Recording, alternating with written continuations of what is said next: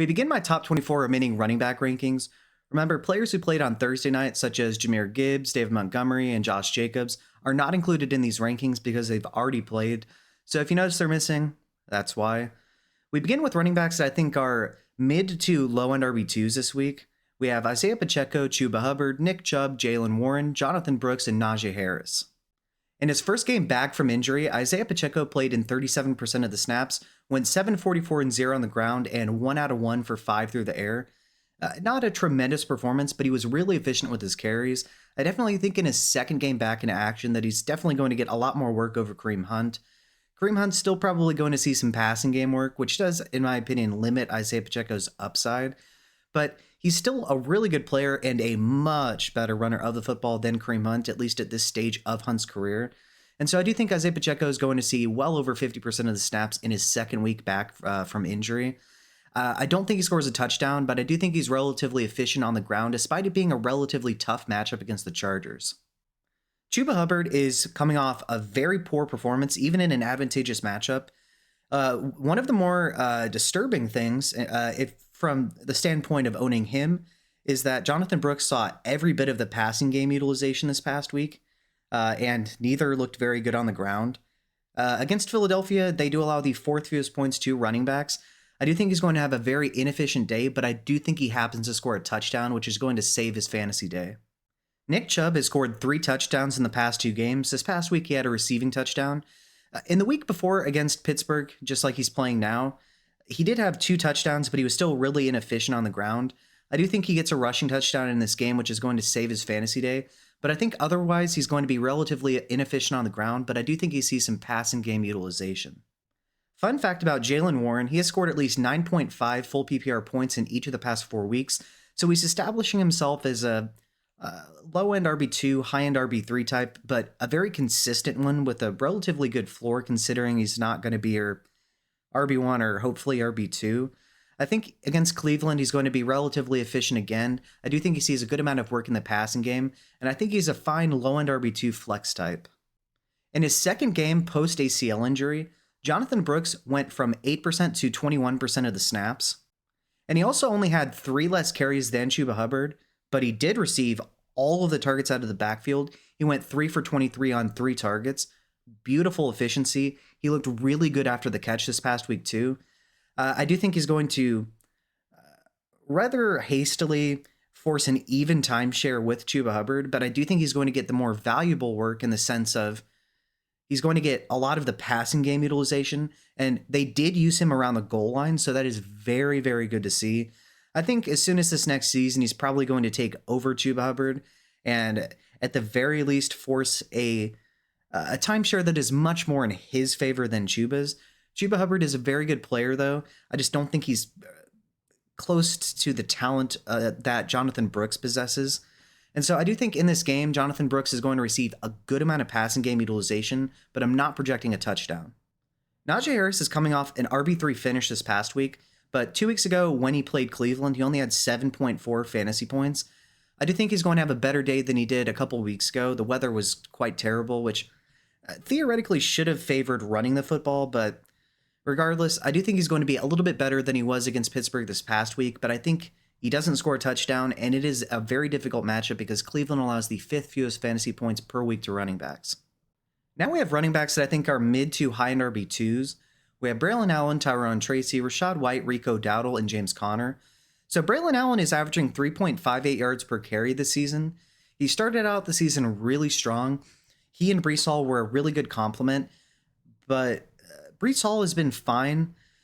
Braylon Allen, however, has really struggled. He has 3.58 yards per carry on the season. Against Miami, they are a better than average matchup for him, but I really don't think the blocking of the Jets is going to be very good for him. I do think he sees some passing game utilization, and I do think he scores a touchdown, but I don't think he's going to have a massively efficient day, and I don't think he's going to have this elite fantasy finish that some people, I think, project him to have.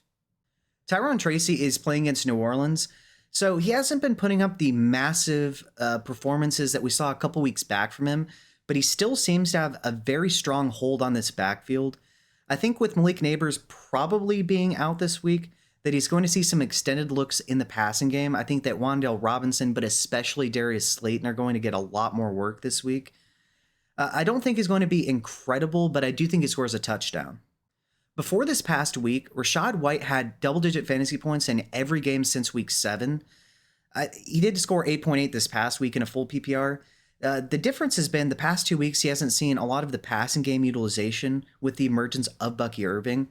I do think he's going to be relatively efficient, and I do think he scores a touchdown in this game. But I do think the days of him being a fringe high-end RB2, low-end RB1 are over, and he's going to be more of a consistent RB2, given that Bucky Irving has really started to take over this backfield in recent weeks. Rico Dowdle is playing in Cincinnati this week. So fun fact about him, this past week he had 112 rushing yards. That was the first 100-yard rushing performance for the Cowboys this season. He's also seen at least 3 targets in each of the past 5 weeks, with a maximum of 6 targets. Here against Cincinnati, I do expect them to be losing this game rather handily, so I do think he gets a lot of receiving work, but I don't think he scores a touchdown, and I don't think he has the opportunity to have another 100-yard rushing game. James Conner has only had 1 week of more than 14.9 fantasy points since week 8. He did score over 20 in that week, but his yards per carry has absolutely plummeted. Even though he was extended, I do think he's starting to decline as a player. Meanwhile, Trey Benson looks much better, at least in my opinion, on the ground. Through the air, he's also looked good too, but his receiving work has been quite limited. James Conner is still a great player through the air, though. I do think, though, that the days of him being an elite RB1 any given week are probably over with. I see him more as a middling RB2 unless he has a fantastic matchup.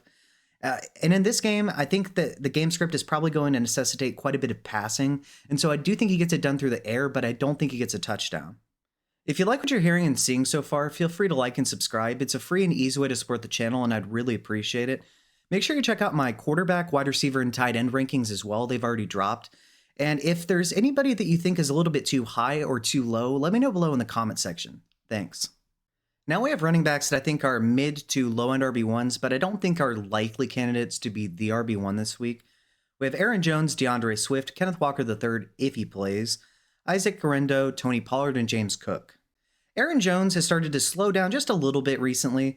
2 weeks ago, though, he did have an RB7 finish, and in each of the past 2 weeks, he's had 4 targets. I think that continues here against Atlanta. I think he's heavily involved in the passing game, and I do think he gets a receiving touchdown for his 2nd straight week and gets his 3rd for the season. DeAndre Swift has had 9.5 or fewer fantasy points in 3 of the past 4 weeks. His matchups definitely haven't been the most advantageous, though.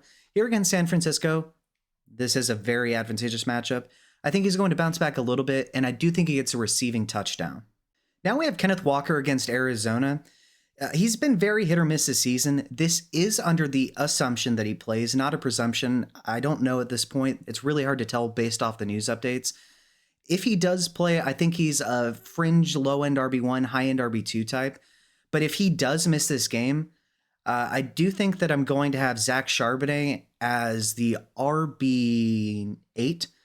Because if Zach Charbonnet is the starter and there's no Kenneth Walker, he's going to get even more work than Kenneth Walker is going to just by himself.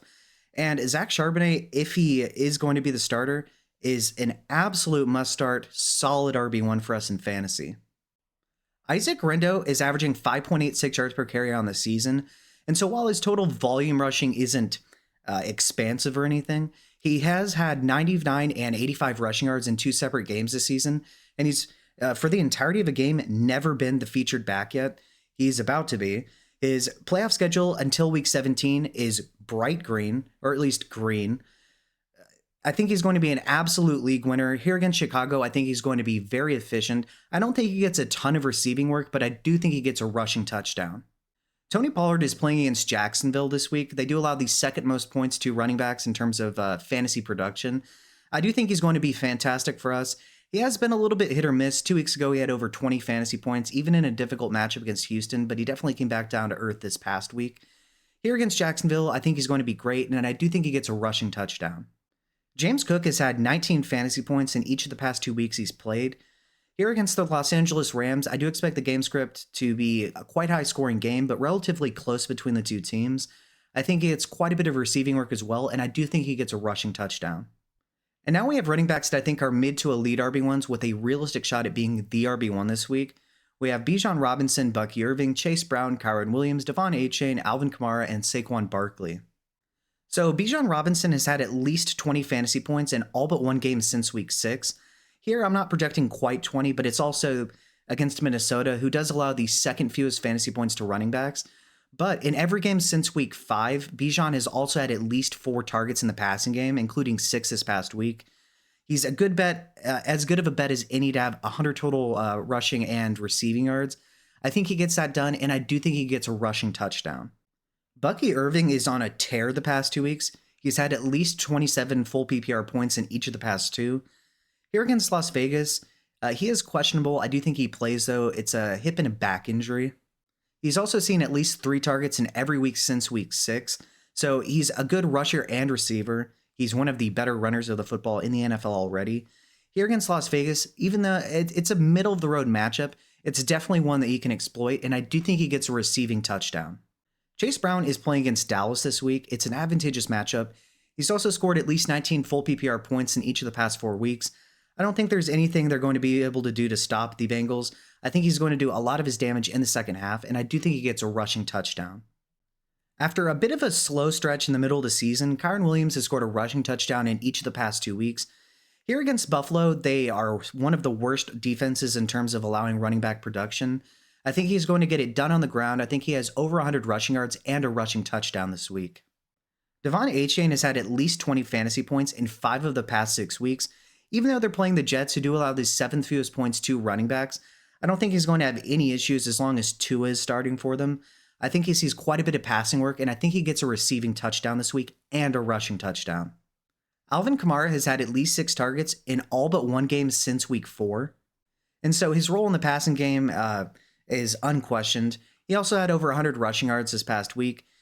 He's slowed down a little bit with the touchdown scoring, though, as he hasn't scored a touchdown since week 6. I think that changes here against the Giants. They do allow some of the most points to the running back position. I do think he's going to have a fantastic day, and I do think he finally gets a rushing touchdown for us. And at 1, is it really a surprise at all? Saquon Barkley is playing the Panthers. They allow the most fantasy points to running backs. Saquon Barkley is playing like the best running back in the NFL. It really shouldn't be a surprise. It wouldn't shock me if he has a 40-point game, to be honest with you. I'm not going to project 200 rushing yards for anybody ever, but if there was ever a bet for somebody to be the RB1 in any given week, I think Saquon is as good of a bet as any. I think he's going to demolish Carolina, and I think he gets 2 rushing touchdowns. And so to conclude, running backs that I think are going to be mid to low end RB2s this week, we have Pacheco, Hubbard, Chubb, Warren, Brooks, and Harris. Running backs that I think are mid to high-end RB2s, we have Braylon Allen, Tyrone Tracy, Rashad White, Rico Dowdle, and James Conner. Running backs that I think are high-end RB2s to potentially mid to low-end RB1s, we have Aaron Jones, DeAndre Swift, Kenneth Walker III, Garendo, Pollard, and Cook. Remember that if Kenneth Walker III misses this game, I'm going to have Zach Charbonnet as the RB8. And then running backs that I think are mid to elite RB1s with a realistic shot at being the RB1 this week, we have Bijan, Bucky Irving, Chase Brown, Kyren, Devon Achane, Alvin Kamara, and Saquon Barkley. All right, you know the drill. Who do I have too high? Who do I have too low? Is there somebody that I'm not projecting for enough fantasy points and that's why they're not a top 24 back? If so, let me know below in the comment section and let me know why. With that being said, if you like what you've seen and heard, feel free to like and subscribe. It's a free and easy way to support the channel and I'd really appreciate it. And make sure you check out my quarterback, tight end, and wide receiver rankings as well. Thanks.